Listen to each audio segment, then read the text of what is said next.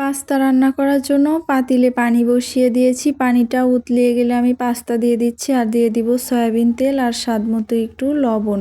এবার এটাকে একটু নেড়েচেড়ে নিব। লবণ আর সয়াবিন তেল দিলে পাস্তাটা একসাথে লেগে যাবে না, ঝরঝরা থাকবে। এখন পাস্তাটা আমি পানি ঝরিয়ে দিয়ে এই যে শুকনা মরিচ ভেজে নিচ্ছিলাম। শুকনা মরিচটা একদম লো হিটে মুচমুচে করে ভেজে নিব তেল ছাড়া। এখন এটাকে উঠিয়ে নিচ্ছি। এই প্যানে আমি একটু তেল দিয়ে দিব ডিম পোচ করার জন্য। পাস্তার ভেতরে যে ডিমটা দিব সেটা ভাজি করে নেওয়ার জন্য আমি একটু লবণ দিয়েছি ফার্স্টে, তারপরে একটা ডিম ভেঙে দিলাম। যেহেতু আমি অল্প পরিমাণে পাস্তা রান্না করব সেই জন্য আমি মাত্র একটা ডিম দিয়ে দিচ্ছি। এখন এটাকে একটু ভেজে তুলে নিচ্ছি। এটা একদম বেশি ভাজা যাবে না, মিডিয়াম করে ভেজে আমি তুলে নিচ্ছি। এখন এই পাত্রে আমি আবারও সয়াবিন তেল দিয়ে দিচ্ছি পাস্তা রান্না করার জন্য।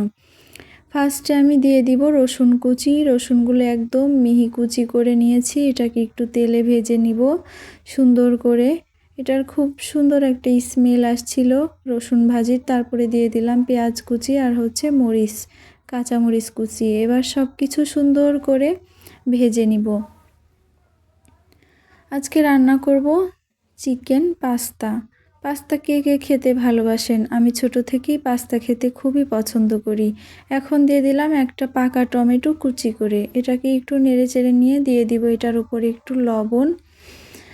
আর সাইড থেকে যে পেঁয়াজ রসুনটা আমি আলাদা করে রেখেছিলাম সেটাও একটু নেড়েচেড়ে দিচ্ছিলাম। আমি পেঁয়াজটা একদম বেশি ভাজা ভাজা করব না, সেই স্মেলটাও আমার কাছে ভালো লাগে না। এবার আমি সব কিছু একসাথে মিক্স করে ভেজে নিয়েছি। এখন দিয়ে দিলাম একটু মরিচের গুঁড়া আর সয়া সস, টমেটো সস।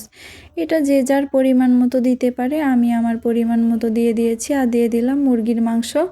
মুরগির মাংসটা আমি ছোট করে কেটে একটু লবণ দিয়ে সুন্দর করে ভেজে নিয়েছিলাম। সেটা আমি এটার সাথে মিশিয়ে সুন্দর করে ভেজে নিয়েছি। এটা দেখতে অনেক বেশি ইয়াম্মি লাগছিল।